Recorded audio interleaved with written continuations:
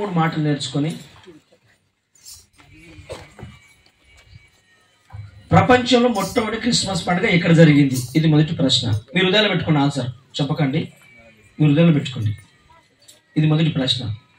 ప్రపంచంలో మొట్టమొదటిగా క్రిస్మస్ పండుగ ఎక్కడ జరిగింది? ఇది మొదటి ప్రశ్న. రెండో ప్రశ్న, ఎవరికి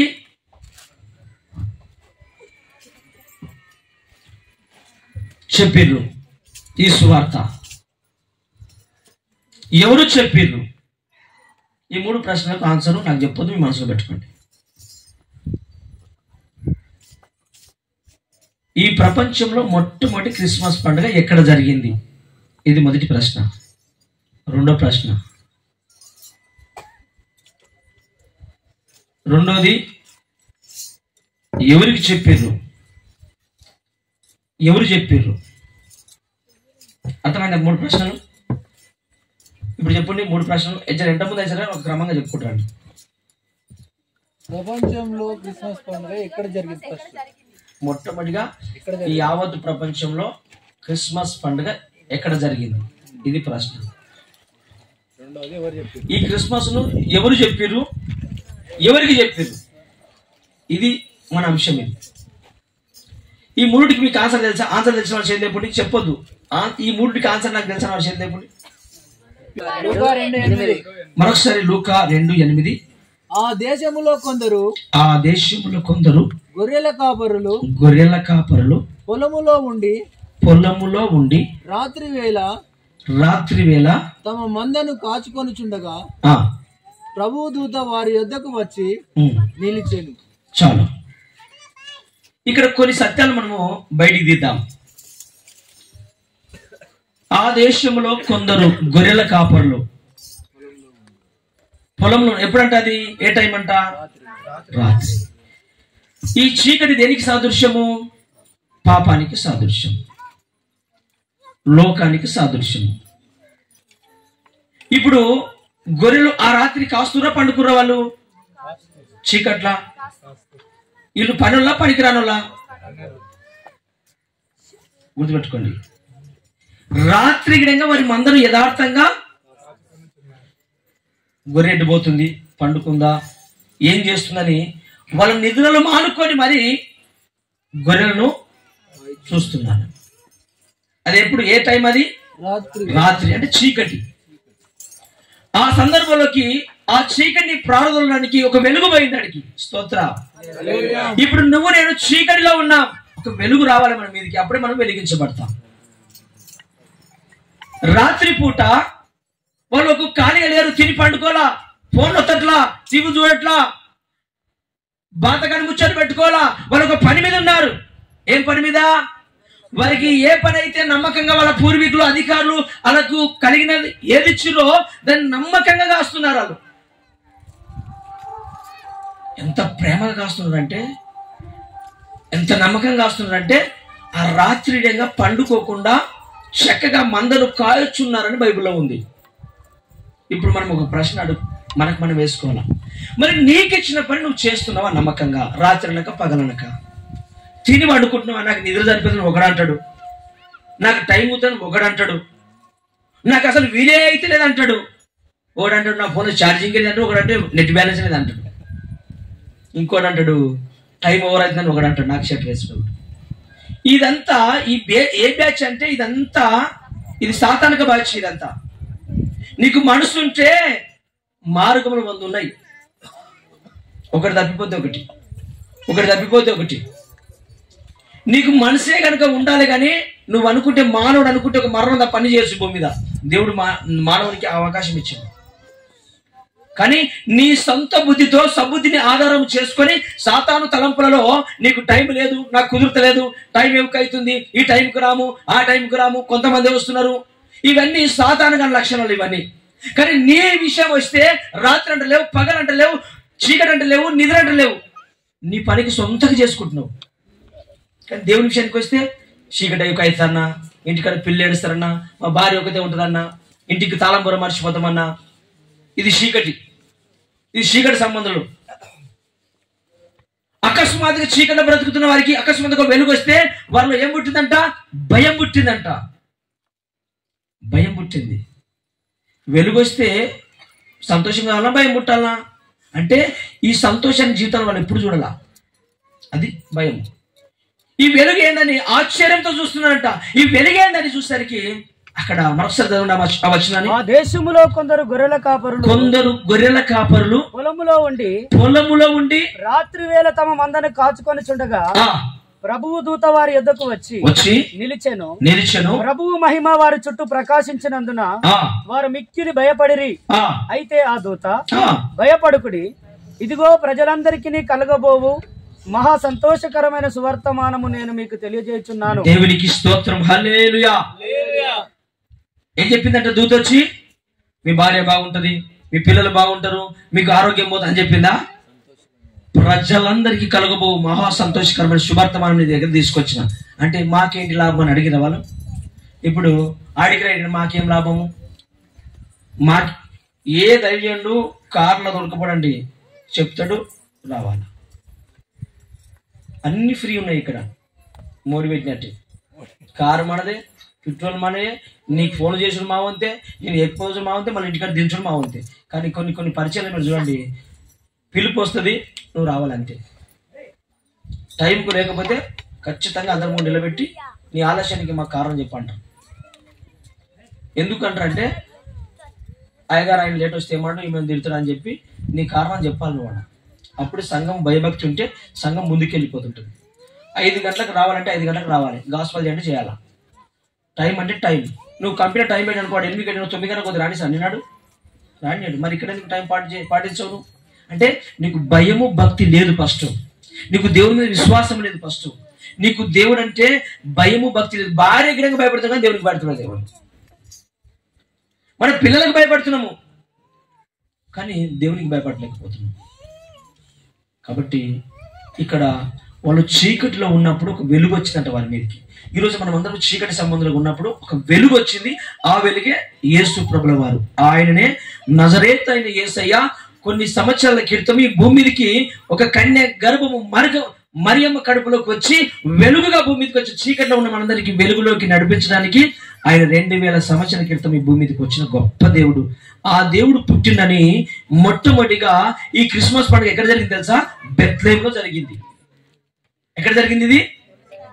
బెత్లెహేం అనే ప్రాంతంలో జరిగింది. దీనికి ఆన్సర్ వచ్చేసింది. ఎక్కడ జరిగిందమ్మా ఈ పండుగ? ఇప్పుడు మనమందరం ఇప్పుడు ఎవరు పుట్టినందుకు ఈ పండుగ చేసుకుంటున్నాం? ఈ క్రిస్మస్ ఎప్పుడు పుట్టిండు? 2000 సంవత్సరాల క్రితం పుట్టిండు. మరి ఈ మొట్టమొదటి పండుగ ఎవరు చేసుకున్నారంట? బెత్లెహేంలో. ఎవరు చెప్పారు మరి ఈ సువార్తను? ఎవరు చెప్పారు? దేవదూతలు. ఎవరికి చెప్పారు? 3కి ఆన్సర్ వచ్చిందా? ఎక్కడ జరిగింది పండుగ? ఎవరు దీన్ని చెప్పారు? ఎవరికి చెప్పారు? 3కి ఆన్సర్ వచ్చిందా? ఇంకా ముందుకు పోదాం. ఇప్పుడు చెప్పిన వ్యక్తి దూత, మరి విన్నవాళ్ళు గొల్లలు. మరి విని వారు ఏం చేశారు చూద్దాం. విన్నవాళ్ళు ఏం చేశారు?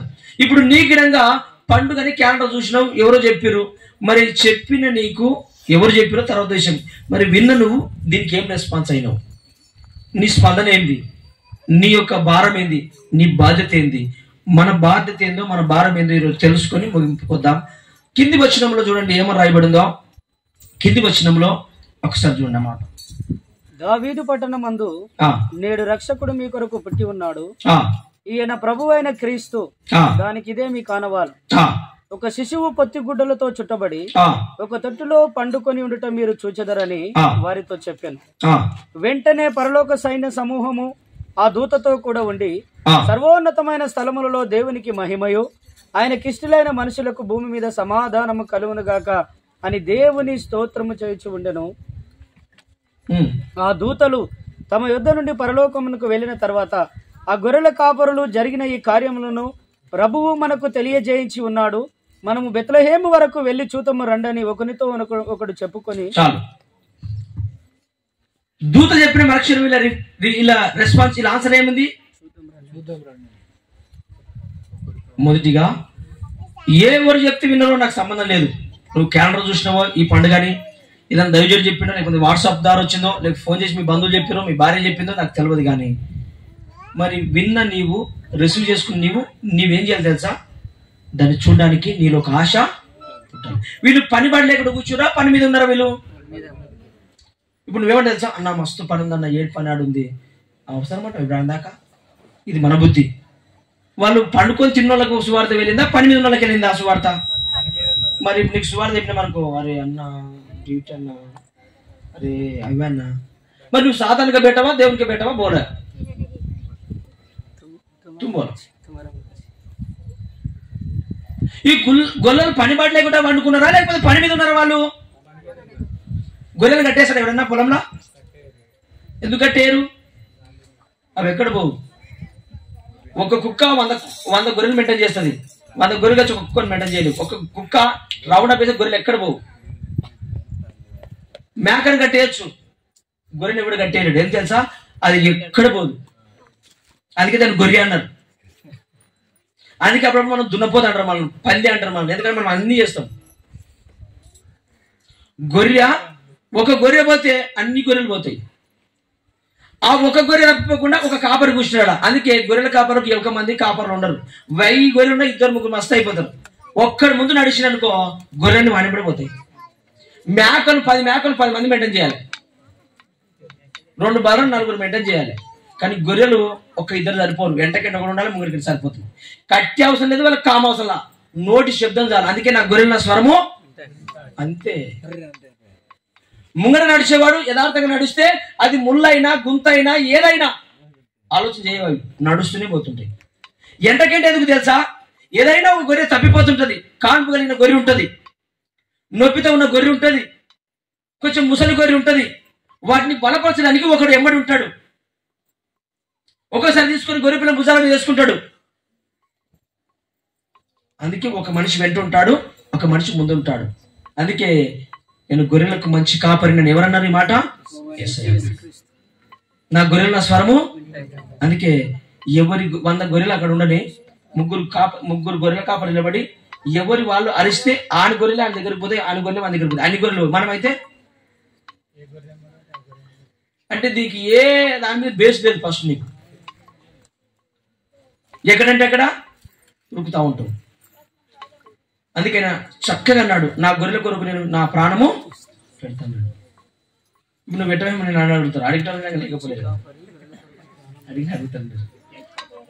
కాబట్టి ఈ గొర్రెల కాపరు ఖాళీ ఉన్నారా, పని మీద ఉన్నారా? వీళ్ళ దగ్గరికి ఏం వెళ్ళింది? ఇప్పుడు సువార్త వెళ్ళింది. ఏమని వెళ్ళింది? నోటి మీద టూకీగా చెప్పండి, ఏం వెళ్ళింది? మీ కొరకు లోకరక్షకుడు పుట్టాడు అని. అంతే, ఇక అంత పెద్ద స్టోరీ మనకొద్దు. మీ కొరకు ఒక లోకరక్షకుడు పుట్టాడు, మీరు వెళ్ళి చూసుకోండి, మీకు ఇది ఒక ఆనవాళ్ళు గుర్తు అన్నది. మరి ఎవడో పుడితే మాకెందుకు? మాకు గొర్రెలు ఉన్నాయి, మేకలు ఉన్నాయి, మరి ఎవడు అన్నరా? నువ్వేమంట చెప్పు.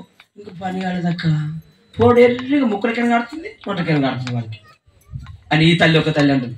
ఒకడు అంటాడు నాకు అప్పులు ఉన్నాయి నెత్తి మీద అని ఒకడు అంటాడు. ఇంకోడు అంటాడు నువ్వు వస్తుంటే కానీ బండి లేదని అంటాడు వాడు. ఒకడు అంటాడు ఇట్లా అంటాడు. ఒకడు అంటాడు ఇక రకరకాల బోధలు ఉన్నాయి వీళ్ళ దగ్గర. వాళ్ళకి పని పాట లేదా? మీరు చెప్పండి, ఉన్నదా లేదా? ఇప్పుడు రాత్రి అప్పగలది నమ్మకంగా వారు ఏదైతే పితరులు ఇచ్చారో వాళ్ళ గొర్రెలు, లేకపోతే వాళ్ళయో ఎవరిచ్చారో నమ్మకంగా ఏం చేస్తారు? రాత్రి ఏడగా కాస్తున్నారు. వారి దగ్గరికి పని ఉన్న వాళ్ళ దగ్గరికి పోయిందా? సువార్త పని లేని వాళ్ళ దగ్గరికి పోయిందా? ఇప్పుడు ఒక సామెత అంట, పెద్ద మనుషులు మోసే ఎద్దుకే బరువేకుంటుందంట.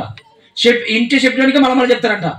నువ్వు ఇప్పుడు అక్కడ అరుగుల మీద కూర్చుంటు కొందరు ఫోన్లు వస్తూ ఉంటారు, బాగా అరుగుల మీద కూర్చుంటారు. వాళ్ళకి పని చెప్తే చేస్తారా? వాడు ఫోన్ ఎందుకు వస్తుంటే పని లేకనే ఫోన్ వస్తుంది. పని ఉంటే ఫోనే వస్తాడు అసలు.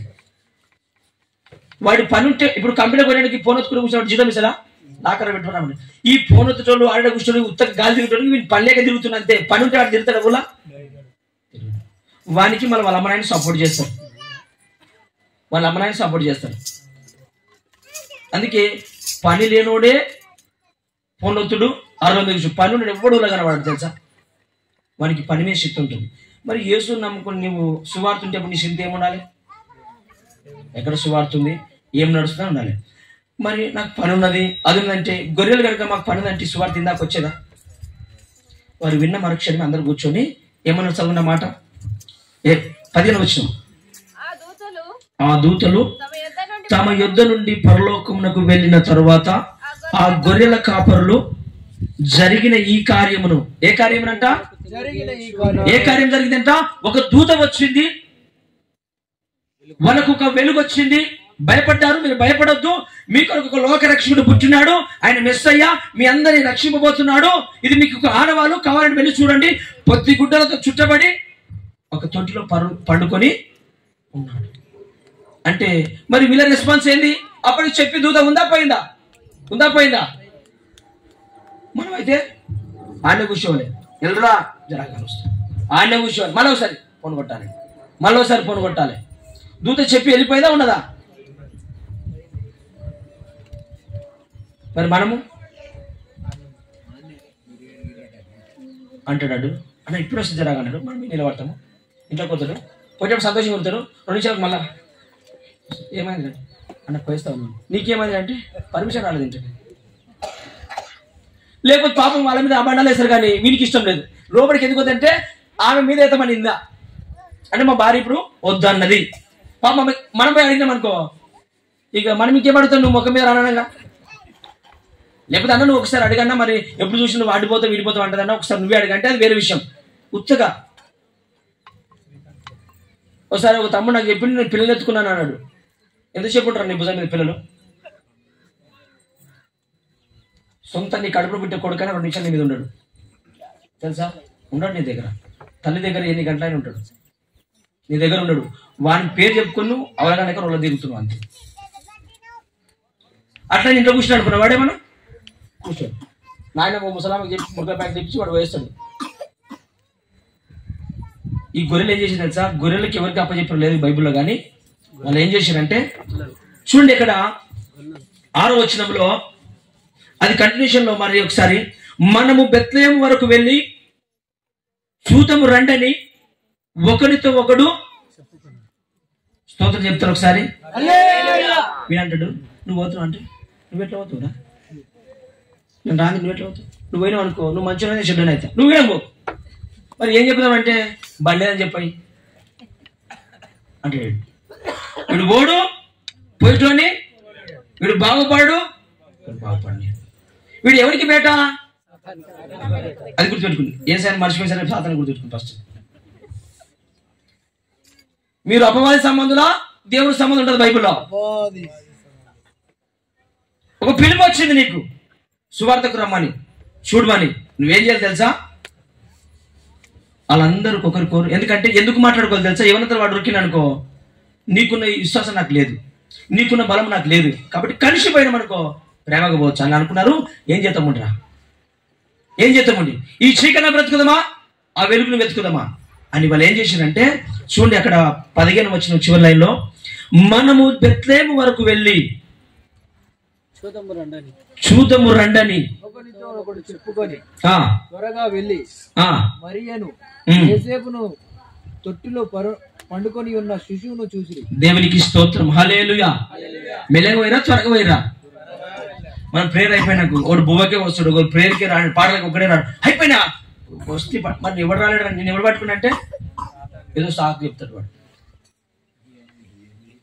త్వరగా వెళ్ళిపోయారంట. మరి గొర్రెల పరిస్థితి ఏంది? కానీ ఉన్నారు వీళ్ళు, ఏమన్నా ఒక భారం మీద ఒక బాధ్యత మీద ఉన్నారు. అయినప్పటికీ ఏం చేయాలి తెలుసా? చెప్పిన మాట హృదయంలో పెట్టుకొని త్వరగా వెళ్ళి ఎవరెవరు చూసినట్ట? మరియను, యోసేపును, శిశువు, ముగ్గురు చూసినట్ట. మనమైతే పాటలకు రాం, వాక్యానికి రాం, లాస్ట్ కు 10 రూపాయలు కానుకేసి బోధిపోతాం. పాటలు మరియం అనేది పాటకు పెట్టుకో, యోసేపు అనేది ఆరాధన పెట్టుకో, యేసుప్రభు అనేది వాక్యం పెట్టుకో. ఈ 3 నీ దృష్టిలో ఉండాలా. ప్రేరు అన్నవనుకో పాటలతో, సినిమా అన్నవానికి పేరుతో చూడాలి. మనం సగంలో చూస్తే మనకు మనిషి అంత ఉండదు. ఆ రోజు ఏదో కోల్పోయినట్టు అనిపిస్తుంది. నువ్వేది చూసినా చర్చికి వస్తే ఫస్ట్ ముగింపు ఆరంభ ప్రారంభం స్టార్ట్ కావాలి, తర్వాత నెక్స్ట్ పాటలు, తర్వాత ఆరాధన, తర్వాత వాక్య పరిచయం, ఆ తర్వాత నువ్వు తింటావా పోతావా అది నీ ఇష్టం. ఫస్ట్ మరియమ్మను చూశారు, యోసేపును చూశారు, తర్వాత ఎవరు చూశారు? తొట్టిలో పడుకున్న శిశువుని చూశారు. అప్పుడు కనుక వాళ్ళకి నెమ్మదిగా దొరకల. మరియమ్మ చూసినప్పుడు ఫీల్ రాలా, యేసు చూసినప్పుడు ఫీల్ రాలా. కానీ ఎప్పుడైతే యేసు ప్రభువుని వాళ్ళు చూసిరో వాళ్ళు ఒక సంతోషం. ఈ వెలుగు అప్పుడే వాళ్ళకి ఏం దొరికిందంట? చీకట్లో ఉన్న వారికి వెలుగు వచ్చేసింది. వెలుగు వచ్చినాక నువ్వు ఖాళీగా ఉంటావా? మరి ఏం చేసినావు అనుకున్న వాళ్ళు? ఏం చేసినా అనుకున్నావు? ఆ వెలుగు గురించి అనేకులకు మరి నువ్వెంతమంది చెప్పినావు చెప్పు? నువ్వు వస్తూ ఆపుతున్నావు తప్ప నువ్వు వచ్చిన దినం లేదు. ఇద్దరుగా మన భాష చెప్తే నువ్వు అవసరమా, నువ్వు వస్తావా నేను వస్తున్నా అని పంచుకుంటారు వీళ్ళు. అదే పెళ్లికైతే ఆమె జరుగుతుంది, ఈయన జరుగుతాడు. ఒకటే రోజు అంటే 10 రోజులు ఉండేస్తారు. చర్చికి అయింది అనుకో, నువ్వు ముఖం చూపెట్టి రాబోయి మళ్ళీ దావత్కి మనకి ఎల్లుండే ఉన్నది రారు వాళ్ళు. మళ్ళీ పోయినప్పుడు నువ్వేం చేస్తావు? నేనేం చేయకపోవు, పోయినప్పుడు ఎల్లు కావాలంటే పండుగ. ఎందుకు రాదు తెలుసా? భక్తి లేని జీవితాలు కాదు. ఆనాడు అందరూ వచ్చారు, చూశారు. చూసి ఏం చేసి చదవండి కింది మాట. ఈ శిశువును గురించి తమతో చెప్పబడిన మాటలు ప్రచురము చేసిరి. దేవునికి స్తోత్రం, హల్లెలూయా. ఎవరెవరు చెప్పిరంట? ఆ బెత్లెహేము ప్రాంతం అంతా ప్రచురించబడింది. మరి నువ్వెవరు చెప్పినావు? ఇన్ని కిస్మిసులు చేసినావు, ఒక్కరన్నా నడిపించినవా? ఇచ్చిన కేకు నువ్వే కుతికల కారణం తింటున్నావు కానీ ఎప్పుడన్నా నలుగురికి పంచినవా? నువ్వే పండుగలు చేసుకొని పబ్బాలు నల్లిపోక దాకా తింటున్నావు కానీ ఎవరికన్నా కనీసం దినశాలను పోసినావా? వీధిలో, గ్రామాల్లో నువ్వే కొత్త బట్టలు కట్టుకుంటున్నావు కానీ ఎవరికన్నా బట్టలు లేని వారికి కనీసం నీ 10,000 కొంటే మాది 2,000 తగ్గించుకుని 2,000 బట్టలు కొనుక్కునే వాళ్ళకి వంచినవా? అసలు వంచలే. ఎందుకంటే నీలో క్రీస్తు లేడు. వారికి చెప్పబడిన ప్రతి మాట విన్నారు, విని చూశారు. చూసిన వచ్చిన వీరేం చేసిందా? ఏదైతే వాళ్ళు ఆ యొక్క రుచికరమైన దేవుని చూసిరో, ఆ వెలుగును చూసిరో, ఆ వెలుగు పొందుకున్న వీరు ఆ వెలుగును అనేకులకు ప్రచురము చేసిరు. అంతెందుకండి, అక్కడ ఏమన్నా హోటల్లో మంచి టిఫిన్ తింటేనే ఎడ మంచిగా ఉంటుందంటే ఆ పేరే చెప్తున్నావు. నువ్వు ఎవరికి చెప్తలేవంటే నువ్వు తింటున్నావు కానీ నిమ్మకు నీరెక్కినట్టే అంటున్నావు. ఎందుకంటే నీకు ఇంకా వెలుగు ప్రకాశింపబడలా, నువ్వు ఆ సన్నిధిని ఇంకా ఆస్వాదించుకోవాలా, ఆ సన్నిధిని ఇంకా స్వీకరించుకోవాలా. అంతెందుకండి, బైబిల్ ఒక మాట ఉంటుంది, యోహాను సువార్త 4వ తర్వాత చదువుకోండి. 6 మందితో సంసారం చేస్తుంది ఒక తల్లి. బైబిల్ ఉంటుంది, మనకు తల్లి అవుతుంది. ఆమె వ్యభిచారమైనా మంచిదైనా తల్లే మనకు. ఆ తల్లి 6 మందితో పాపం చేస్తున్నప్పుడు అనుకోకుండా యేసుప్రభు వచ్చాడు, ఆమెను ముట్టాడు, స్వస్థపరిచాడు, ఆమె కొన్ని బోధ చెప్పాడు. ఆ తల్లి ఏం చేసింది? ఊళ్ళకి పోయి ఊరిని మొత్తము ప్రభు దగ్గరికి నడిపించింది. మరి మనము కనీసం ఒక్కరిని నడిపించినమా? 6 మందిని భర్తలతో ఒకరి తినకుండా ఒకరితో సంసారం చేస్తుంది ఆ తల్లి. అంత పాపి స్త్రీని యేసుప్రభు 2 మాటల్లో కట్టిపడేసిండు. ఒకటే ఫస్ట్ మాట ఏం తెలుసా? అమ్మా, నీకు భర్త లేడు అంటున్నావు కదా, నీవు నీ ఇంట్లో ఉన్నవాడు ఇప్పుడు నీ భర్త అయితే కాదని బండారం మొత్తం బయటపడ్డది, ఫీజులు ఎగిరిపోయినాయి. ఇంకో మాట తెలుసా? ఇప్పుడు నీ భర్తను తీసుకొస్తే నీకు నీళ్ళు ఇస్తా. తర్వాత ఆమె కొన్ని పశ్చాత్తాపడ్డది, కొన్ని మాటలు పాడిన తర్వాత, ఒక దినం రాబోతుంది, నువ్వు మెస్సయ్యవయ్యా, నువ్వు యూదుల రాజు అంటే కాదు, ఒక దినం రాబోతుంది, అలాంటి ప్రాంతంలో నన్ను ఆరాధిస్తారు, స్తుతిస్తారు, నువ్వు చూస్తూ కంగారు పడకని చెప్తే పశ్చాత్తాపడి ఏం చేసి తెలుసా? ఉన్న పాపను విడిచిపెట్టి ఊళ్ళోకి వెళ్ళి, నేను చేసినవన్నీ నాతో చెప్పినవాడు యాకోబు బయట రండి అని చెప్పి యోహాను సువార్త 4:20 చదవండి. ఏం చేసిందో? యోహాను 4:28 చదవండి ఒకసారి.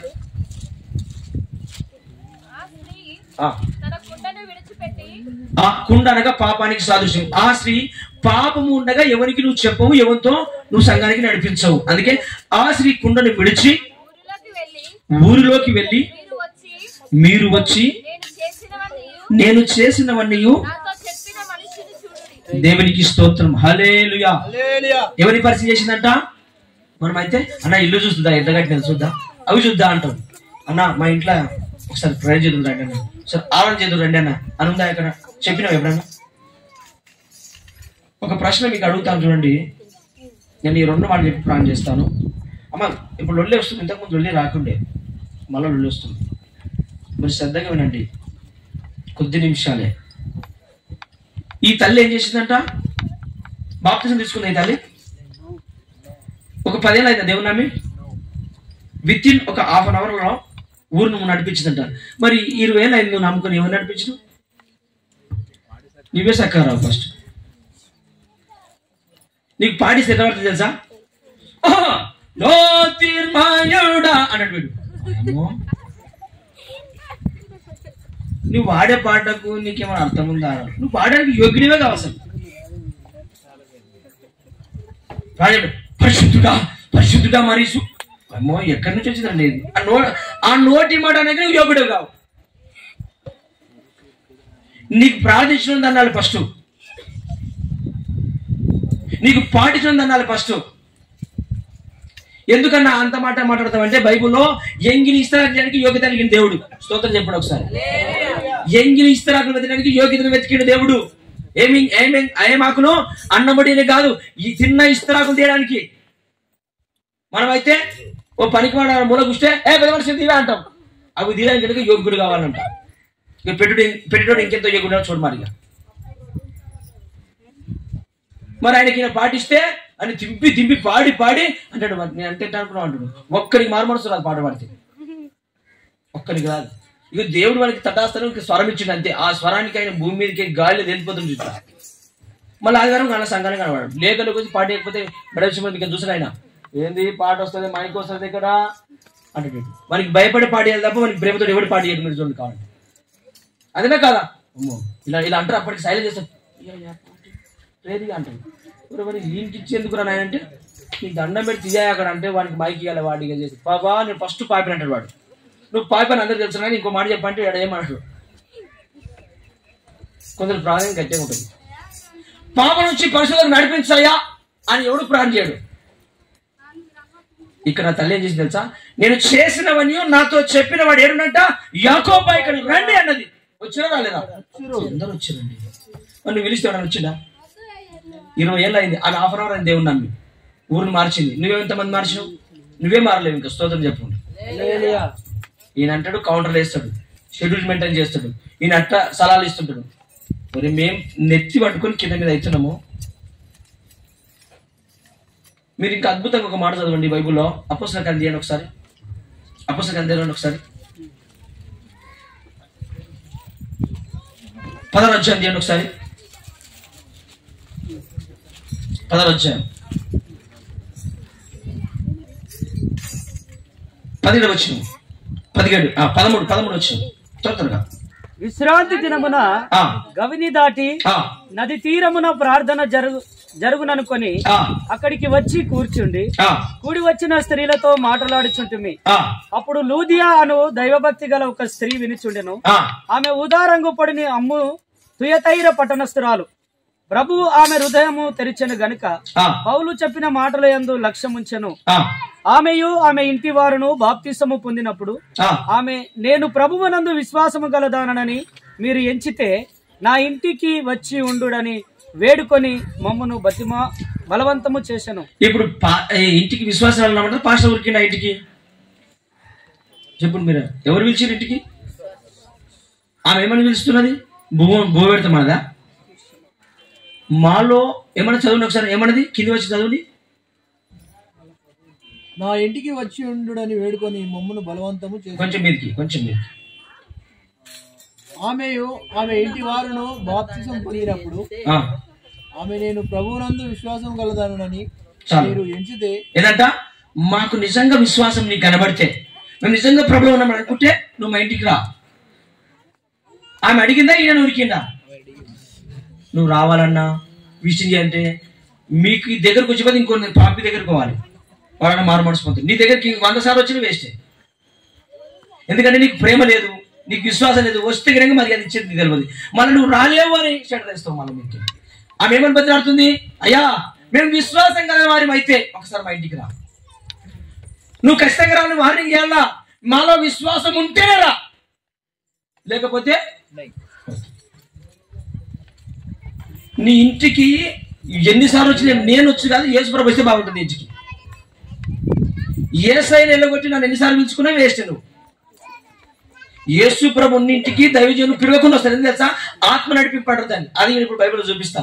నువ్వు యేసుప్రభులో ఉంటే నీ ఇంటికి నీతో చాలా పని ఉంటుంది. సేవకు నువ్వు వద్దానని పిలుస్తారు. ఎందుకు తెలుసా? నీ వల్ల కార్యాలు జరుగుతాయి. నీవు ఉంటే సేవ ముందుకు, నీవు ఉంటే పరిచయం. ఎందుకంటే వాళ్ళు ఇష్టం లేకుండా మీద బతినాడు. ఎందుకు తెలుసా? నువ్వు ఉండాలన్నా. ఎందుకు తెలుసా? నీ వల్ల పరిచయ భారం ఉంది కాబట్టి. అది నీకు తెలియక పొరపాటు పడుతున్నావు. అది దైవజనం తెలుసు కాబట్టి మళ్ళీ 10 నీకు అడుగుతాడు. దానికి చూసి నువ్వు చెట్టు ఎక్కి మరి ఇంకేం చేస్తాం మనం? అది నువ్వు గ్రహించలేకపోతున్నావు. ఈ తల్లి అంటున్నది, అయ్యా మేము విశ్వాసం గలవారం అయితే మా ఇంటికి నువ్వు రా.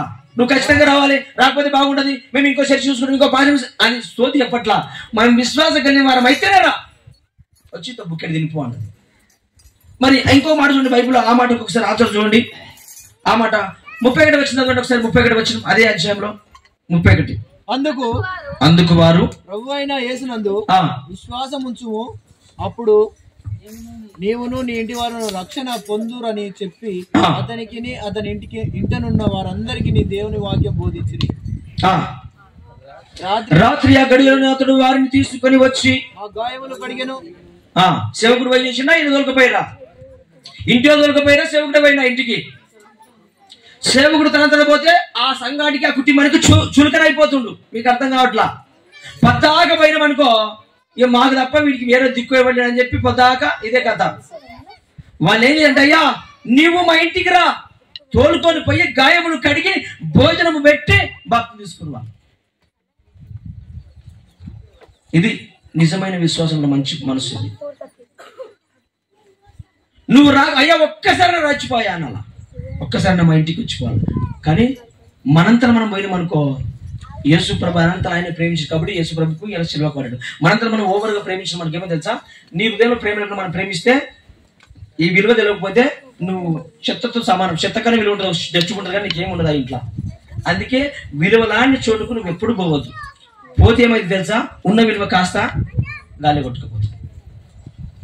మరి చివరికి ఒక మాట అలా చదవండి, ఎంత అద్భుతంగా ఉండదు చూడండి. అపోస్తలుల కార్యం 10వ అధ్యాయం 5వ వచనం చదవండి ఒకసారి. ఇక్కడ ఇంత ధనవంతుడు, కోటీశ్వరుడు ఒక భక్తుని పిలుచుకుంటున్నాడు. ఇంత ధనం ఉంది, ఆస్తి అని చెప్పి ఈయన పోలా. ఆయన ఏమంటే ప్రేమగా పిలుచుకున్న ఒక దైవజనుని ఇంటికి పిలుచుకొని ప్రాణం చేపించుకుంటారు, పిలుచుకొని వాకింగ్ చేపించుకుంటారు.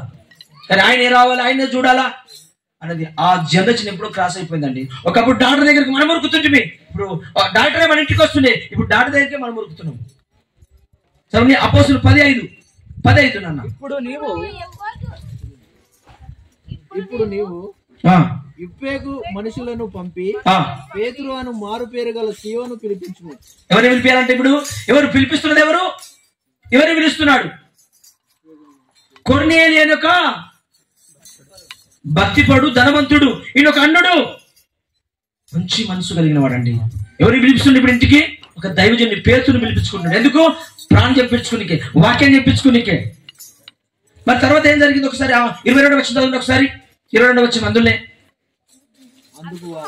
అందుకు వారు దేవునికి భయపడువాడును యూదాజనులందరి వలన మంచి పేరు పొందిన వాడినై శతాధిపతి యగు కొర్నేలి అను ఒక మనుషుడు ఉన్నాడు, అతడు నిన్ను తన ఇంటికి పిలువనంపించు. దేవునికి స్తోత్రం, హల్లెలూయా. పేతురుని ఎవరు పిలిపిస్తున్నట్టు? ఇప్పుడు ఒక కొర్నేలి పిలిపిస్తుండంట. దైవజనులు ఎప్పుడైనా పిలిపించిన వాట్ల ప్రాణం పెట్టిన వచ్చేటోనికి నీళ్ళు ఇచ్చేదే లేదు మనకి. ఇంకా ఆయన తనని ప్రేమించేస్తే ఇచ్చేదే లేదు. ఆయన అంట ఇద్దరు పంపించి ఎప్పేకు ప్రాంతానికి వెళ్ళయ్యా, ఒక దైవజనుడు ఉన్నాడు, ఆయన పేరు పేతురు, తీసుకొని రా. మీరు ఏం చెప్పారు? అయ్యా మా యజమానుడు మంచోడయ్యా, ప్రేమ కలిగినోడయ్యా, నేను రమ్మన్నాడు అంటే ఈయన ఏం చేసిన అనుకున్నావు, వచ్చిన వారికి భోజనం పెట్టి కింద వచ్చి మీరు చదువుకున్న తర్వాత పేతురు చక్కగా వారికి భోజనం పెట్టి, అప్పుడు అయ్యా మీరు కంగారు వస్తా, మీరు కట్టుకుని తిండి, ఏ టైంకి తిన్నారో మీరు తినండి అని చెప్పి భోజనం పెట్టి వచ్చిన తర్వాత ఏం జరిగిందో ఆ మాట చివరికి వచ్చిన ఒకసారి చదవండి. 44 వచ్చిన చదవండి ఒకసారి. 44 వచ్చిన అందులో 44.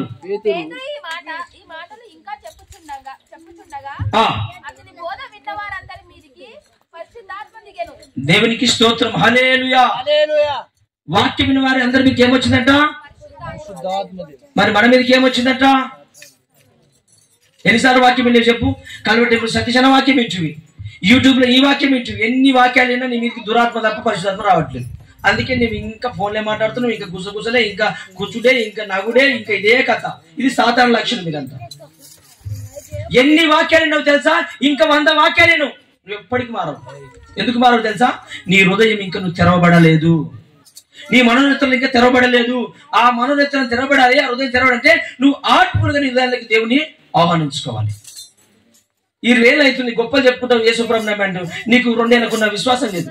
నిన్న మొన్న నమ్ముకున్నాడు ప్రాణం చేస్తూ, నిన్న మొన్న నమ్ముకున్న సేవలు వాడబడతావు, నిన్న మొన్న నమ్ముకున్నాడు దేవునికి దారులకు ఇస్తుంది, కానీ నువ్వు దేవునికి ఇచ్చులు లేవు, సేవలు లేవు, పరిచయలు లేవు, ఏమీ లేవు. ఏమనంటే ముంగటికి వస్తావు, ఇదేంటి అదేంటి అంటావు.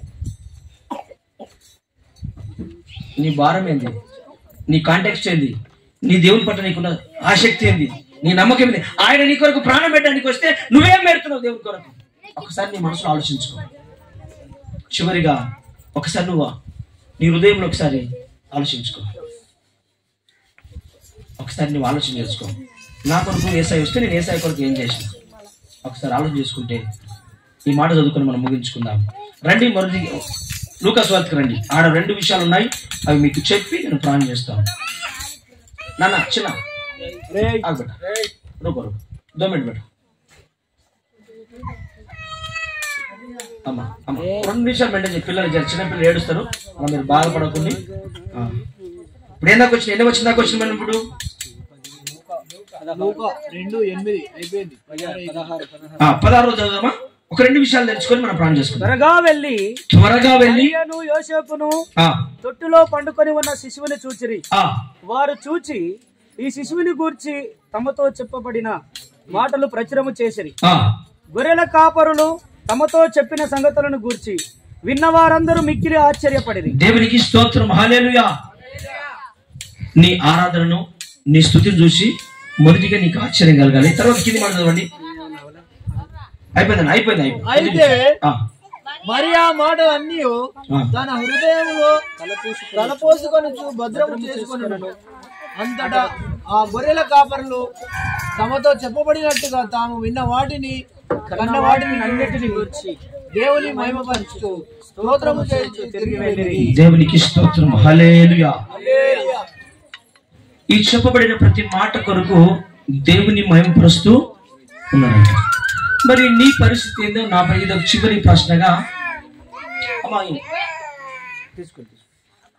మన పాలు పట్టే అవకాశం ఉంది చూడమ్మా. రైట్ చిన్నపిల్లలు అరుస్తూ ఉంటారు. నాన్న దాన్ని కూర్చోండి.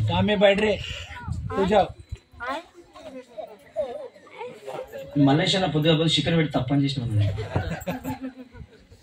ఇప్పుడు తిన్న కోడికి ఏంటంటే ఇవి తినొచ్చిన దూతలు, ఈ తినని గొర్రెలేమో ఇంకెప్పుడు బో పెడతా చూస్తాను. ఈ గొర్రెలేమో బలం వచ్చింది ఇంటికి, ఏం చేస్తాం?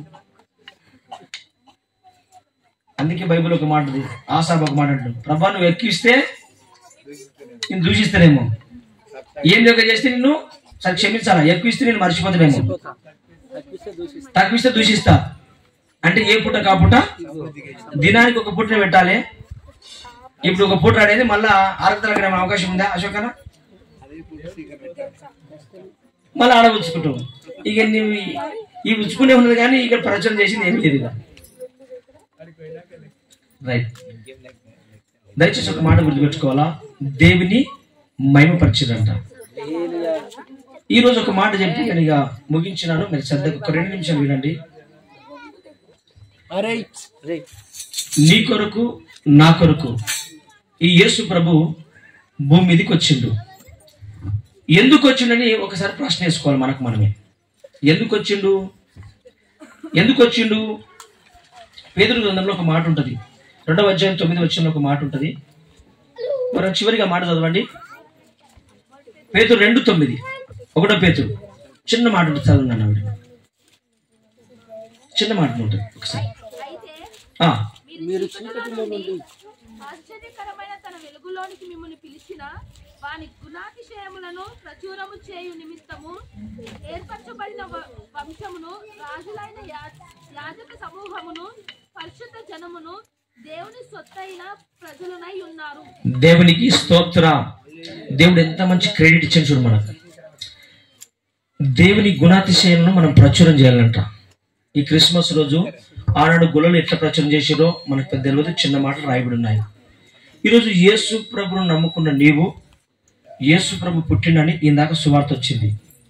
2000 సంవత్సరాల క్రితము పుట్టాడు, పశువుల తొట్టులో పరుండబెట్టున్నారు. కానీ సత్రంలో స్థలము లేనందున, ఎక్కడంట? సత్రంలో స్థలము లేనందున. ఇప్పటికి ఒక ప్రశ్న, యేసు ప్రభు ఏడ పుట్టిన ఎవరికి అర్థం కాదు. ఎక్కడ పుట్టిన బైబిల్లో రిఫరెన్స్ ఆధారంగా ఎక్కడ పుట్టొచ్చు అంటాం? ఉందా బైబిల్ అట్లా? అమ్మా ఎడ పుట్టిండో ఏమో చెప్తుందా? యేసు ప్రభు నడి రోడ్డు మీద పుట్టిండు. ఎక్కడ పుట్టిండు? అది ఐగుప్తుకి వెళ్ళే మార్గ రోడ్డు. అది జాగ్రత్త అన్న డాడీ ప్లీజ్. యెషయా గ్రంథంలో ఒక మాట ఉంటుంది, ఏం తెలుసా? వీపు ఆ ఐగుప్తు దేశంకు మార్గం కూడా పోయే ఒక డాంబర్ రోడ్ ఉంటుంది. ఆ రోడ్డుకు ఈ వీపు ప్రవచనం. అది ఏం మాట ఉంటుంది ఒకసారి నేను చెప్తా చూడండి. అంటే వాక్యం చదవద్దు, ఎంత సమయం లేదు. ఇది ప్రవచనం అనమాట. ఆ మాట నేను చదువుతాను, మీరు చూడండి అన్న. ఎందుకంటే ఏదైనా నోటి మాట మీద చెప్పొద్దు. మనం ఏమైనా పదము కొంచెం ఇబ్బందిగా చెప్తే రాంగ్ డాక్టర్లకు వెళ్ళిపోతాం. కాబట్టి మనం ఏదైనా చూసి చెప్పడం ఒక బాధ్యతగా మనం నేర్చుకోవాలి. ఆ మాట నేను చదువుతున్నా చూడండి.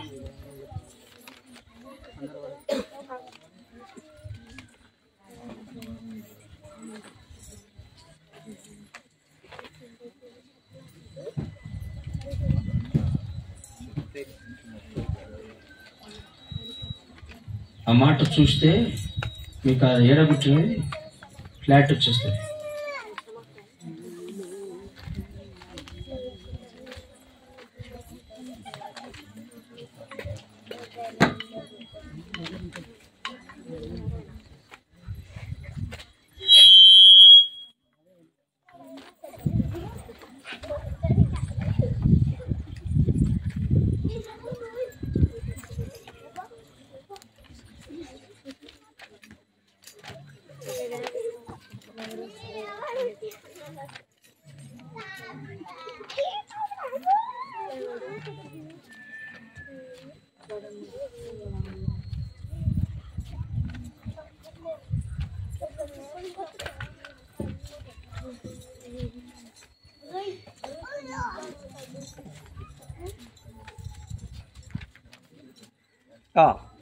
ఈ మాట బైబిల్ ఉంటుంది, చూసుకోండి మీరు. తర్వాత నేను చదువుతున్నాను. రిఫరెన్స్ చదివితే సమయం సరిపోదు కాబట్టి. దాటిపో వారికి ఆయన తన వీపును చూపునని ఉంటుంది బైబిల్లో, యెషయా గ్రంథం ఉంటుంది. దాటిపో వారికి తన వీపును చూపును అని ఉంటుంది. వస్తలే కదా. ఇప్పుడు ఏడబుట్టినది ప్రవచనం ఏం తెలుసా? దాటిపో వారికి తన వీపును చూపును. ఇప్పుడు ఇంట్లో అనుకో, దాటిపో వారికి వీపు కనబడతా? కనబడదు. ఇది ప్రవచనం. యెషయా గ్రంథం ఉంటది. నిన్ను బాధపరచు వారి చేతిలో దాన్ని పెట్టేదను, మేము దాటిపోవునట్లు క్రిందికి వంగి సాగిలపడమని వారు నీతో చెప్పగా, నీవు నీ వీపును దాటు వారికి దారి చేసి నేలకు దానిని వంచితివి. దేవునికి స్తోత్రం. ఇది ప్రవచనం. యేసు ప్రభు ఎడబుట్టినంటే పాకల బుట్టల, సత్రల బుట్టల, ఒక రోడ్డు మీద, ఐగుప్తు దేశానికి పోయే ఒక రోడ్డు మీద పుట్టినప్పుడు అది రోడ్డు ఇప్పుడు, కానీ ఒకప్పుడు అది తీర్పు తీసే స్థలము. ఈ యొక్క సొలొమోను ఆయన తీర్పు తీర్చాడు. ఈ రూతును చేసుకునే ముందు బోయాజు కొందరికి అవకాశం ఇస్తాడమ్మా, నేను చేసుకోవద్దు, నీ సమయం బంధువులు వాళ్ళకి అవకాశం ఉన్నప్పుడు ఆ గవని యొద్దకు అందరూ వచ్చి కూర్చొని ఆ చెట్టు కింద అందరూ కూర్చొని తీర్పు తీర్చే స్థలం అది. ఆ స్థలము ఇప్పుడు రోడ్ అయిపోయింది. అప్పుడేమో అది చెట్టు, ఒక గవని. ఆ యేసు ప్రభు పుట్టే సమయంలో ఒక తీర్పు ఉండే. ఇప్పుడేమైంది తెలుసా? అది 2000 క్రితం పుట్టిండు ఆయన. ఇప్పుడు ఐగుప్తుకు మంచి డాంబర్ రోడ్ పడదు దాని మీద. అప్పుడు ఆ స్థలంలో పుట్టినప్పుడు ఈ పుట్టిన బిడ్డను తీసుకొని సత్రం పోయేసరికి ఏమైపోయిందంటే అలా దొంగలు, తాగుబోతలు, వ్యభిచారులు, గొర్రెల కాపరులు అందరూ మొత్తం ప్యాక్ అయిపోయింది. అదంతా సత్రం అంతా మొత్తం ప్యాక్ అయిపోయింది. అప్పుడు తీసుకొని తల్లి అయిన మరియ యోసేపు ఆ బిడ్డను ఎత్తుకొని పోయి అక్కడ పోయేసరికి ఏమని రాయబడింది? లూకాసు వార్త 2:7 స్థలము సత్రంలో లేదు. లేనందున ఒక తొట్టిలో పరుండ పెట్టారు. ఎడబుట్టాడు మరి? ఇది ప్రవచనము. రోడ్డు మీద పుట్టాడు ఆయన. నిన్ను నన్ను రోడ్డును పడకుండా ఆయన రోడ్డు మీద పుట్టి, అందుకే అంటాడు మనిషి ఆకాశ పక్షులకు గుళ్ళున్నాయి, నక్కలకు బరియలున్నాయి, మనుష్య కుమారునికి తలదాల్చుకోవడానికి స్థలము, తన సొంత ఇంటిలో స్థలం దొరకలేదు ఆయనకు.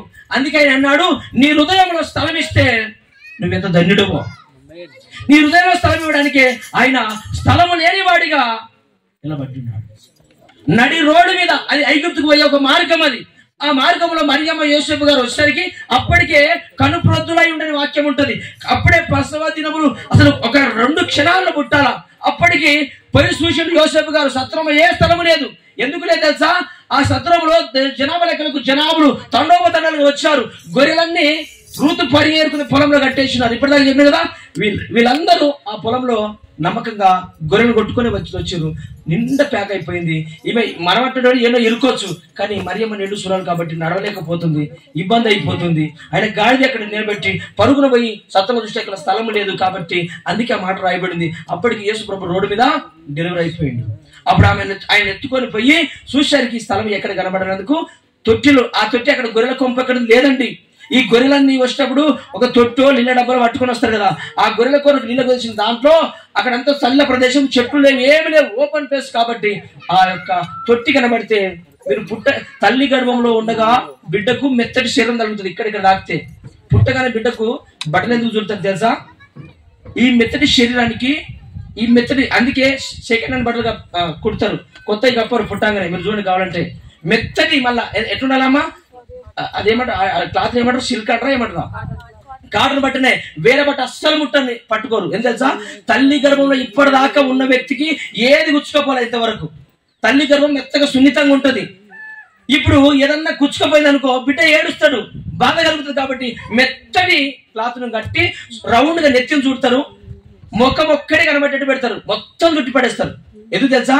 అప్పుడే పసికందు కడుపులో కంటే వచ్చింది కాబట్టి ఏ గాలి తగలకుండా ఆ బట్టతో మొత్తం రౌండ్ అప్ చేసి పడేస్తారు. అది తన బాడీలో ఉన్నదంతా ఈ మెత్తనం తలిగి బిడ్డ ఏడవడు. బయటికి తల్లి కడుపులో బిడ్డ ఏడుస్తుంది ఎప్పుడన్నా? బయటికి వచ్చినాక ఏడుస్తాడు. మళ్ళీ ఏడవకుండా అంటే ఈ బట్టలు చుట్టాలి, మళ్ళీ కొత్తవి చుట్టొద్దు. అందుకే లూకాసు 24 ఉంటుంది తెలుసా? యేసు ప్రభు పుట్టినప్పుడేమో మెత్తటి గుడ్డలు కట్టారు, మళ్ళీ తిరిగి లేచినప్పుడు ఒక గుడ్డలు వెళ్ళిపోయి మీద ఆయన ఉందా? లూకాసు 24 ఉంటుంది అన్నమాట. చూసుకున్న తర్వాత ఆయన సమాధి చేయబడిన తర్వాత తిరిగి లేచినప్పుడు నారబట్టలు చుట్టబడి ఉండను అని ఉంటుంది అక్కడ వాక్యం. పునరుద్ధరణ తిరిగి లేచినప్పుడు బట్టలు లేవు పై మీద, కానీ పుట్టినప్పుడు మెత్తటి బట్టలు చుట్టారు. ఈయన మళ్ళీ చనిపోయినాక తిరిగి లేచినప్పుడు ఒక్క బట్ట కూడా లేదు ఆయన పై మీద. మహిమలోకి వెళ్ళిపోయిండు. పరలోకంలో మహిమతో ఉంటాం మనము, బట్టలతో ఉండము, మహిమలో ఉంటాము. ఒక గుడ్డ లేదండి. పొత్తి కడుపులో చుట్టబడి చుట్టూ పరుండ పెట్టారు. ఎక్కడ పుట్టిన ఏసయ్య? నడి రోడ్డు మీద పుట్టాడు. ఆ నడి రోడ్డు మీద పుట్టిన ఏసయ్య నేను నడి బాధలు కీర్చకుండా పరలోకం పెట్టాలని ఆయన దరిద్రుడిగా, ఏమి లేనోడిగా నేల మీద పుట్టాడు. రాజు అయితే కోటీశ్వరులో పుట్టాలా, ధనవంతుని ఇంట్లో పుట్టాలా, రాజుల ఇంట్లో పుట్టాలి. అందుకే జ్ఞానం ఎడికి పోయారు, రాజుల దగ్గరికి పోయారు. ఏ రోజు రాజా? ఏదో రాజు పుట్టినట్ట నీటిలో రాజు వరకు పుడతారు, రాజుగా పుడతారు కదా, పేదలకు పుడతారా? అందుకే వాళ్ళు చక్కగా అడిగి పోయారు. కానీ నక్షత్రం పోతుంది. వీళ్ళ బుద్ధి ఏంటంటే సుక్కని వెంబడించి వచ్చారు, కానీ రాజు కదా, రాజుగా పుడుతున్నాడని ఏ రోజు దగ్గరికి వచ్చి డోరు కొడుతున్నారు. కొట్టగానే ఆడే ఆశ్చర్యపడు, నైట్ ఎవడు పుట్టిండు ఇంకా అని చెప్పి వానికి మైండ్ ఖరాబ్ అయిపోయింది. అప్పుడే గ్రీక గ్రంథం తెచ్చి చదువురా అంటే కదా, అవును ప్రభావం ఉన్నది, బెత్తేం ప్రాంతం అయితే స్వల్పమైందని వీళ్ళ నుంచి ఇస్రాయేల్ నేను వాడు రాజు పుడతానండి. వానికి మైండ్ పనిచేయాలా, సుక్కబోతూనే ఉన్నది. నేను ఏమంటే రాజుగా పుట్టిన వాడు రోడ్డు మీద పుట్టొద్దు, బంగ్లాలో పుట్టాలా. ఎవరి కొరకు తగ్గించుకున్నా ఆయన? నీ కొరకు, నా కొరకు. నిన్ను రాజుగా చేయడానికి ఆయన తగ్గించుకున్నాడు. మరి ఇలాంటి దేవుణ్ణి నువ్వు ఆరాధిస్తున్నావు, నువ్వు ఎంత ధన్యుడు ఒకసారి ఆలోచించు. నీ కొరకు, నా కొరకు ఆయన నేల మీద కూర్చుండు. నేల మీద కూర్చున్న యేసయ్య నిన్ను సింహాసనం మీద కూర్చుని పెట్టబోతున్నాడు. ఈరోజు నిజమైన క్రిస్మస్ యేసు నీ హృదయంలో పుట్టడమే నిజమైన క్రిస్మస్. పాకుల స్థలం లేదు, సత్రంలో లేదు, తోటి ఎక్కడ లేదు. అందుకే అన్నాడు నీ హృదయంలో. మీరు 1 కొరింథీ తర్వాత చదువుకున్న 3వ అధ్యాయం చివరి వచనం ఉంటుంది. ఆయన అన్న మాట ఏంటంటే నీ హృదయమే ఒక దేవాలయం, నీ హృదయం నాకు ఇంత స్థలము ఇవ్వు అని బ్రతిలాడుకుంటుండే ఆయన. మనమేమో ఇవ్వట్లేదు. కాబట్టి ఈ క్రిస్మస్ సందర్భంగా మనం ఇప్పుడు ఏం చేయాలి తెలుసా? మనం నోరారా, ప్రభా నా హృదయంలో పుట్టు ప్రభు. నువ్వు హృదయంలోకి వస్తేనే నిజమైన ఆయన హృదయం లేకుండా నువ్వు ఎన్ని క్రిస్మస్ కేకులు కట్ చేసినా, ఎన్ని కొత్త బట్టలు వేసినా, నువ్వు నామకార్థ క్రైస్తవుడు కాబట్టి కానీ పండగ క్రైస్తవుడే కానీ నువ్వు ప్రార్థించే క్రైస్తవుడు అయితే కావు. కాబట్టి ఒక్క మాట నోరు తెరిచి అడుగుదామా ప్రభును? అందులో పడదాం ప్రభును సొంత రక్షకుడిగా. ఒకసారి ప్రభా నా హృదయంలో పుట్టాయి అని అడుగుదామా? హల్లెలూయా, స్తోత్రం. ఒక్క మాట, 2 మాటలు ప్రభును స్తుతిద్దాం. ఒకసారి నీ హృదయంలో ఒక మాట అడుగు, ప్రభా మా కొరకు కట్టికి నేల మీద పుట్టావయ్యా, ఇది ప్రవచనం యెషయా గ్రంథంలో కనబడ్డది ప్రభువా. ఇంకా చాలా విషయాలే కానీ అయ్యా ఇవి సమయం లేనందున ప్రభువా మేము ధ్యానం చేయలేకపోతున్నాము. అయినప్పటికీ నువ్వు పుట్టడము నిజమే. నీవు నేల మీద పుట్టావు. నీకు స్థలంలో నీ సొంత స్థలం, అది నీ సొంత ఇల్లది. కానీ నీ ఇంటిలోనే స్థలం లేదు ప్రభువా. కానీ ఇప్పుడు నువ్వు అడుగుతుందంటే నీ హృదయంలో నాకు స్థలం ఇవ్వు, నీ హృదయంలో నాకు చోటు ఇవ్వు అని నువ్వు బ్రతిలాడుతున్నావు, వేడుకుంటున్నావు. హృదయం అనే తలుపు దగ్గర ప్రకటన గ్రంథంలో నిలబడి తట్టుతున్నావు. ఎవరైతే స్వరం వింటారో నేను వారితో కలిసి భోజనం చేస్తానంటున్నావు. యోహాను సువార్త 3వ అధ్యాయములో మీరు నా దేవాలయము, మీరు నా రక్తం ఇచ్చి కొనుక్కున్నా, మీరు నా సొత్తు, మీరు యాజక సమూహం అవుతారు. మీరు నన్ను విశ్వసిస్తే మీ కొరకు నా కొరకు ఆయన కలవరి గిరిలో ప్రాణం పెట్టాడు. 2000 సంవత్సరాల భూమి మీదకి వచ్చాడు. ఎందుకు వచ్చావు యేసయ్య అని అడిగితే నిన్ను నన్ను రక్షించడానికి వచ్చినాడు. మీకందరికీ ఒక శుభవార్త, లోక పాపం మోసుకొని దేవుని గొర్రె పిల్లగా ఈ భూమి మీదకి వచ్చాడు. యేసు అని పేరు పెట్టు, ఆయన వారి పాపం నుంచి ఆయనే రక్షించును. ఈరోజు నువ్వు నేను చేసిన పాపాలు రక్షించాలన్నా, కాపాడాలన్నా, క్షమించాలన్నా ఆ దేవుడికి ఒక్కడికే సాధ్యం. ఈ భూమి మీద ఎవరికీ సాధ్యము కాదండి. అందుకే ఆయన ఈ భూమి మీదకి వచ్చి తన రిక్తునిగా తగ్గించుకొని, దాసునిగా ధరించుకొని, నీ నా ఒక స్వరూపాన్ని ధరించుకొని నేల మట్టుకు తగ్గి ఆయన అంటున్నాడు, ఇదిగో నా మట్టుకు నేను తగ్గించుకుంటున్నాను, మీరును తగ్గించుకోండి. తను తాను తగ్గించుకున్నవాడు హెచ్చింపబడుతున్నది ఆయన చెప్పిన మాట. అది ఆయన చెప్పిన మాటనే. నేనే దేవుడిగా తగ్గించుకున్నప్పుడు నువ్వు మానవుడిగా ఎందుకు తగ్గించుకోవు కుమారుడా, కుమార్తె? ఈరోజు తగ్గించుకుందాం. ఎవరి కొరకు? దేవుడి కొరకు. ఆ దేవాది దేవుడే తగ్గించుకుని భూమి మీదకి వచ్చినప్పుడు నువ్వు నేను ఎందుకు తగ్గించుకోము? ఆనాడు గొర్రెలు పని మీద ఉన్నారు, మంచి గొర్రెలు కాస్తున్నారు, ఒక పని మీద ఉన్న వారే అవన్నీ విడిచిపెట్టి సువార్త కొరకు ముందుకు వచ్చారంటే ఈరోజు పని ఉందని చెప్తున్నావా? నువ్వు అబద్ధికుడవు. నీకు పని ఉందని చెప్తున్నావా? నువ్వు ఒక దొంగవు. ఆ రోజు పని చేస్తున్న గొర్రెలే అవన్నీ విడిచిపెట్టి యేసు ప్రభువును ప్రచురణ చేయడానికి వచ్చారు. ఆనాడు జ్ఞానులు తన దేశాన్ని విడిచారు, తన ప్రాంతాన్ని విడిచారు, తన భార్య బిడ్డలను విడిచారు, తన బంధువులు విడిచారు. ఆ నక్షత్రం చూస్తూ 15 నెలలు నడుస్తూ బెత్లెహేము వరకు వచ్చారు. వాళ్ళకు భార్య పిల్లలు లేరా? వాళ్ళకి కుటుంబాలు లేవా? వాళ్ళకి పొలాలు లేవా? వాళ్ళకి చుట్టాలు లేరా? అందరూ ఉన్నారు. కానీ వాళ్ళు అనుకున్నారు యేసును చూడక తప్పదేమని. ఖచ్చితంగా యేసు కొరకు వచ్చారు. ఒకరికి కావాలంటే ఒకటి వదులుకోవాలి. ఈరోజు పని కావాలంటే దేవుని విడిచిపెట్టాలా? దేవుని విడిచిపెట్టకుండా ఉండాలంటే నువ్వు పనిని విడిచిపెట్టాలి. నీవు అనుకున్న సమయంలో నువ్వు 2 చేయలేకపోతున్నావు. కానీ ప్రభుని అడుగు, ప్రభువా నిన్ను ప్రతి ఆదివారం నీ మందిరానికి నేను రావాలయ్యా, నీ సన్నిధికి రావాలి ప్రభువా. నా పనిని ఆటంకపరచకుండా ఏదో ఒక షెడ్యూల్ నాకు సెట్ చేయి ప్రభువా. మనసుంటే నీకు మార్గం ఉంది, ఖచ్చితంగా ఉంది. నువ్వు అనుకుంటే ఏదైనా చేయగలవు. సహోదరి ఈరోజు యేసు ప్రభు దగ్గర మాటిస్తావా? ప్రభువా ఈ 2025 సంవత్సరం నమ్మక మానక తప్పక నీ మందిరానికి ప్రతి ఆదివారం వస్తా ప్రభువా. ఎక్కడైనా కూటములు ఉంటే నాకున్న షెడ్యూల్ పాటును బట్టి, ఉన్న అవకాశాన్ని బట్టి నేనేగా వాడబడతా ప్రభువా. నాకున్న జ్ఞానం ప్రకారం, నాకు ఇచ్చిన ఆరోగ్యాన్ని బట్టి, నాకు ఇచ్చిన ధనాన్ని బట్టి నీ సేవలో వాడబడతా ప్రభువా అని ఒక మాట అడగగలవా? నువ్వు చేయడమే కదా నిజమైన క్రిస్మస్. యేసుని సొంత రక్షకుడా అంగీకరించడమే కదా నిజమైన ఆరాధన. క్రీస్తు పుట్టుట అది ఒక గుర్తుగా మనం భావిద్దామా? అయితే మీరున్న మాటలో ఒక మాట మీ అంతా మీరు ప్రభుని అడగగలరా? ఒక్క మాట. అలాగే కేక్ తీసుకురండి. అంతలోపు మీరు కేక్ వచ్చేలోపు మీరు ఒకసారి పశ్చాత్తపడండి, మీకు మీరే పశ్చాత్తపడండి. చివరిగా ఒక్క మాట, కేక్ వచ్చేలోపే ఎక్కువ సమయం వద్దు. స్తోత్రం అయ్యా, మా కొరకు పుచ్చున్నావు, అదే నిజమైన క్రిస్మస్. క్రిస్మస్ అనగా నువ్వు మా కొరకు రావడమే. ధవల సింహాసనం విడిచిపెట్టుకొని, ఆ పర్వతంను విడిచిపెట్టుకొని, ఆ మహిమగల దేశాన్ని విడిచిపెట్టుకొని నువ్వు రావడమే క్రిస్మస్ అయ్యా. ఆనాడు గొల్లలు తన మందని విడిచి ఊర్లోకి వెళ్ళి ప్రచురం చేసిరయ్యా. వాళ్ళు పని మీద ఉన్నారు, ఖాళీ లేరయ్యా, వాళ్ళు పని మీదనే ఉన్నారు. అయినప్పటికీ సువార్త విన్న మరుక్షణమే ఒక ఊరంతా చాటింపేశారు. ఆనాడు జ్ఞానులు నక్షత్రం చూసిన నక్షత్రాన్ని విడిచిపెట్టకుండా వాళ్ళు ఏం చేశారంటే తన బంధువులను, స్నేహితులను, తన కులాన్ని, తన భార్య బిడ్డలు విడిచిపెట్టి ఆ నక్షత్రాన్ని వెంబడిస్తూ వచ్చున్నారు.